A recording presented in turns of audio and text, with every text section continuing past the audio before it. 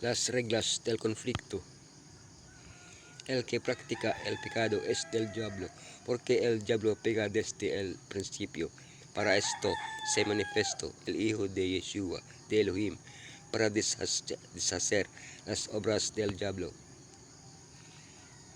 Tras la caída de Adán y Eva, Elohim permitió que Satanás gobernara este mundo, pero le impuso ciertas reglas y limitaciones.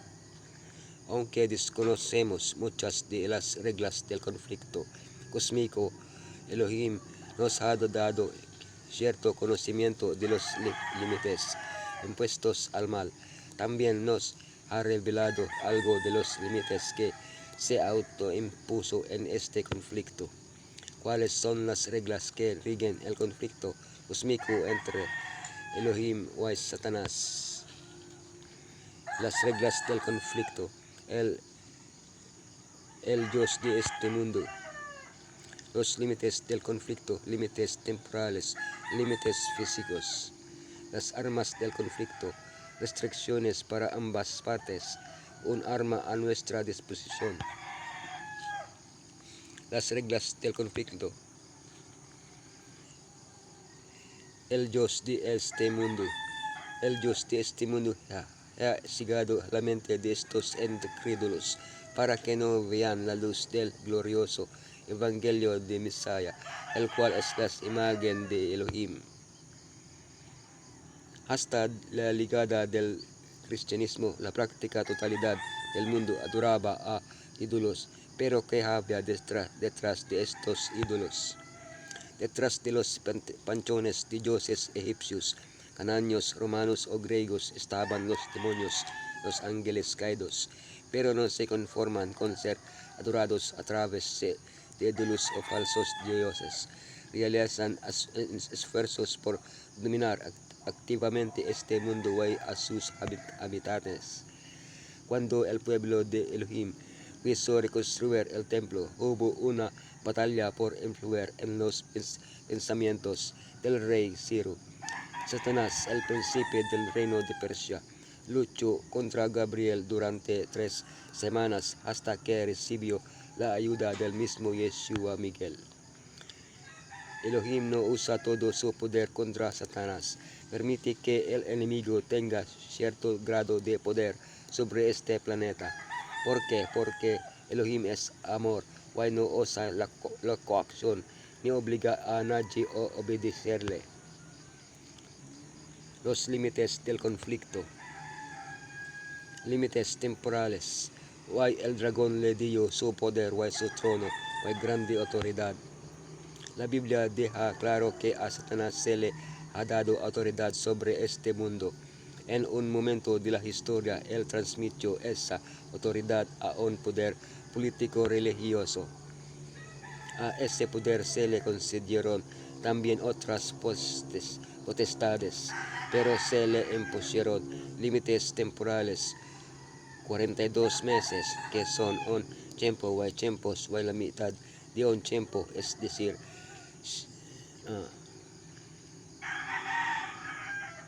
1270 años.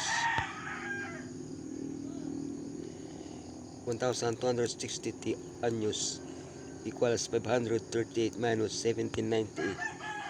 Al mismo Satanás también se le han impuesto límites temporales, aunque no son medidos en años exactos. Desde que Yeshua venció en la cruz, el diablo tiene poco tiempo.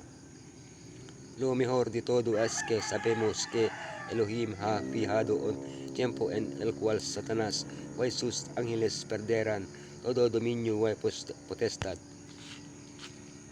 Límites físicos. Muy bien, le contestó el Señor, todas sus posesiones están en tus manos, con la condición de que él no le pongas la mano encima. Dicho esto, Satanás se retiró de la presencia del Señor. El libro de Job nos ayuda a entender los límites que Elohim pone a Satanás. Durante un concilio de seres celestiales, Satanás se presenta entre ellos. Ante las acusaciones públicas que Satanás había hecho contra Elohim, él le señala el caso de Job. Satanás mantiene sus acusaciones alegando una injusta protección hacia Job. Elohim le permite atacar las posesiones de Job, pero no a su persona. Ante la fidelidad de Job, Satanás insiste en mantener sus acusaciones contra Elohim. Elohim le permite dañar físicamente a Job, pero no matarlo. Esto nos enseña que existen reglas en el conflicto cósmico. Hay parámetros en la corte celestial dentro de los cuales las acusaciones esgrimidas contra Elohim pueden ser resueltas, pero sin que Elohim viole los principios sagrados inherentes al amor y la justicia. Las armas del conflicto. Restricciones para ambas partes. No hablaré ya mucho con vosotros, porque viene el príncipe de este mundo y él nada tiene en mí. Elohim es todopoderoso, Satanás no. Elohim puede imponer restricciones al enemigo. El enemigo no puede imponer restricciones a Elohim. Sin embargo, debido al carácter mismo de Elohim, él ha limitado su propio curso de acción, sin que ello implique una disminución de su poder. Una de las funciones de Yeshua al encarnarse fue la de deshacer las obras del diablo, que es pues lo que le impide a Elohim aplastar ahora mismo la rebelión. Elohim tiene límites como la concesión del libre albedrío y otras reglas que le impiden erradicar el mal de este mundo, lo cual puede hacer que las personas cuestionen la existencia de Elohim o su bondad. Pero está profetizado que habrá un momento en la historia que sucederá pronto cuando todos habrán tomado su parte en el conflicto. Entonces Elohim podrá actuar libremente para destruir o completamente el mal. El mal no se perpetuará eternamente. Un arma a nuestra disposición. Y les dijo este género de demonios, con nada puede salir, sino con oración y ayuno. Porque existen reglas en el conflicto cósmico. El problema en conflicto no es quién es más fuerte, el problema es quién tiene la razón.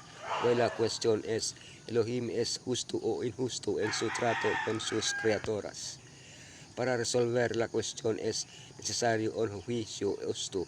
Para que ese juicio sea justo se deben respetar ciertas reglas desconocidas en gran parte por nosotros. Una de las reglas que conocemos es que existe un poder que rompe límites la oración. De alguna forma, al orar, autorizamos a Elohim para que actúe de un modo que no lo haría si no se lo pidiésemos. No importa si entendemos o no cómo funciona esta arma, lo importante es que funciona. Gracias a la oración podemos hacer realidad el consejo de Santiago. Sometíos pues a Elohim, resistid al diablo y huirá de vosotros. El enemigo no puede vencer al humilde alumno de Mesías, al que ora y anda en presencia del Señor. Mesías se interpone entre ambos como un escudo, un refugio para desviar los ataques del malo. Se le permitió a Satanás que tentara al confiado Pedro, tal como se le había permitido que tentara a Job, pero una vez terminada su obra, tuvo que retirarse. Si a Satanás se le hubiera permitido cumplir su propósito, no habría habido esperanza para Pedro, su fe habría naufragado, pero el enemigo no se atrevió a excederse de la jurisdicción que se le había asignado. No hay poder en todo el ejército satánico que pueda desarmar al alma que confía con sencilla fe en la sabiduría que desciende de Elohim.